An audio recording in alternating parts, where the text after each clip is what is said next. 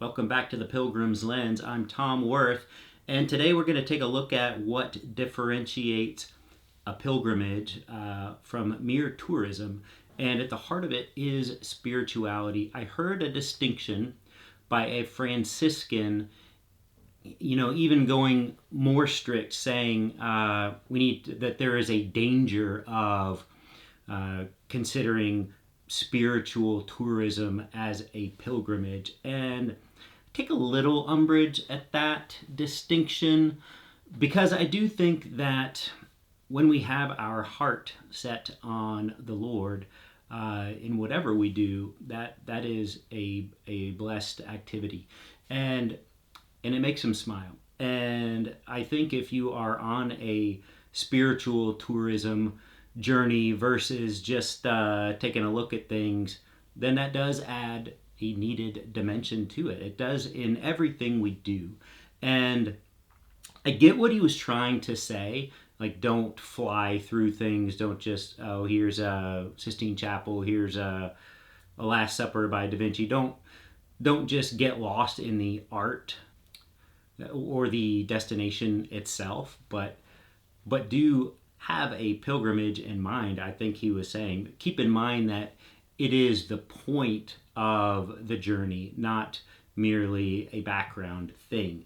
And when we look at it that way, I think we're fine. And at least I feel fine when my wife and I traveled to Spain and we wanted to walk the Camino and spend a couple of weeks on it, and we just couldn't due to some physical ailments at the time, and that just were not going to go away, and some time constraints. We did what we could, and we got to a lot of places, and we did make the effort to take a quick car ride outside the city in the pre-dawn, really cold hours, even though it was in late September.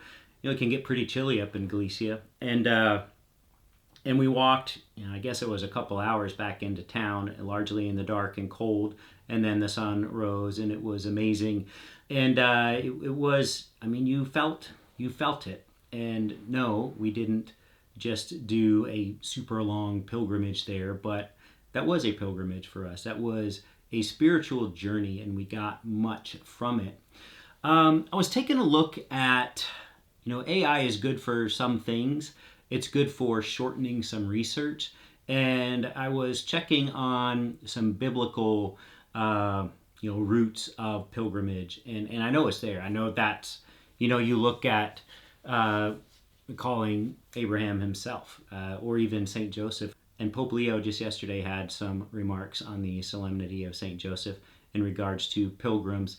We'll touch on that in a minute. But, God calls people to leave where they're comfortable sometimes and to seek him out. And that's what Abraham did. That's what Joseph was called to do. That's what Mary was called to do. So many others were called to do. And I think we are all called to do that.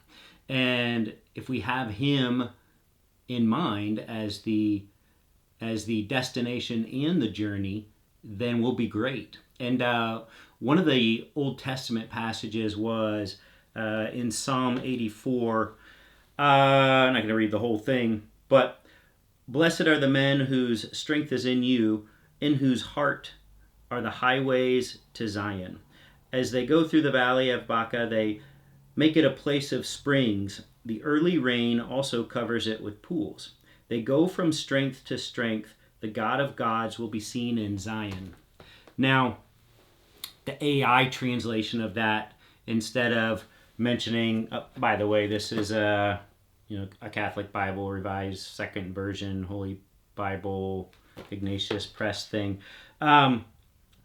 When they say here, blessed are the men whose strength is in you and whose heart are highways to Zion, AI said, instead of highways to Zion, it just said pilgrimage or pilgrim path, because it knew I was looking for pilgrim stuff. So I don't love that it substitutes things. That's why I always will go back to the source. If it mentions something in the catechism, that's great. It gives me something specific to look at in the catechism, but I'm not just taking Google Gemini's word for it. or Chat GPT or whatever you might take a look at. It's a great starting point. This crazy digression. Anyway, that said, what they're talking about is, blessed are the men whose strength is in you and whose heart are the highways to Zion. The pilgrimage has to start in your heart. That's where it lies. And then the journey along the way, as they go through the valley of Baca, they make it a place of springs. Well, this was a pretty desolate place, and it was really dry and barren. But the pilgrims, just going through it, would make it a wonderful place. Their journey makes it a wonderful place. It makes it come alive with springs. Their spiritual journey does. So as we move through desolate places, we can suddenly find consolation in our wake if our hearts are in the right place. Any tough journey can be made infinitely greater by where our hearts lie. And that gets into the New Testament passage here, which was, it's always funny when you're looking at a Bible that the Old Testament's like that big and the New Testament's that big. This is from Hebrews 11, verse 8. By faith, Abraham obeyed when he was called to go out to a place which he was to receive as an inheritance, and he went out not knowing where he was to go. By faith, he sojourned in the land of promise, as in a foreign land, living in tents with Isaac and Jacob, heirs with him of the same promise. For he looked forward to the city which has foundations, whose builder and maker is God. Again, we have Abraham going out searching for God. What does this tell us? This tells us we need to go out and seek God, and we can do that when we go out on pilgrimage. Pope Leo himself, yesterday, he had remarks here. The same dynamic he explained can play out in the interior life. We take for granted the presence of Jesus in our existence until unexpectedly it seems that he is no longer where we left him. We feel a sense of loss. In reality, it is not he who is lost, but we who have strayed. When this happens, we are called to seek him with confidence, with the courage to travel unexplored paths, looking at the world with new eyes, filled with hope. In this way, we will stop looking for a God who suits us and instead encounter him where he dwells. This is the key, looking at the world with new eyes, filled with hope, seeking God. This is what all pilgrims must do. If you are on a spiritual journey, spiritual tourism, as this Franciscan kind of derogatorily referred to it as, I think you are fulfilling this. You are looking at the world through those spiritual, hope-filled eyes. And that's all we need to be doing. It doesn't matter whether we are walking, or maybe we had to take a car, or maybe we had to fly over an ocean. It's why are we doing it, and what is in our hearts while we're doing it. That is what makes it a pilgrimage. And that is why it is so appealing to not just Christians, but to the Jews before us. They had to take a pilgrimage of sorts to Jerusalem. They were expected to do that on an annual basis if they could.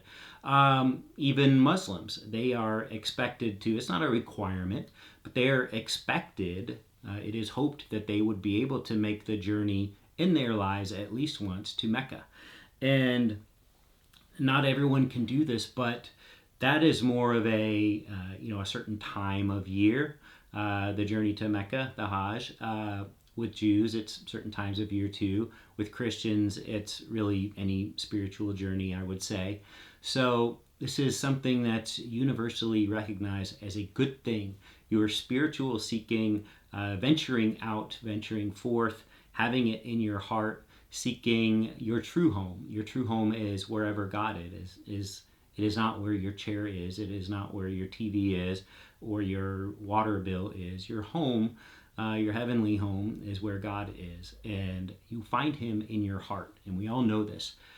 But when we go out and seek him in other places, it just makes everything crystallize that much more. And I think that's the point. So we will get more into this as we go.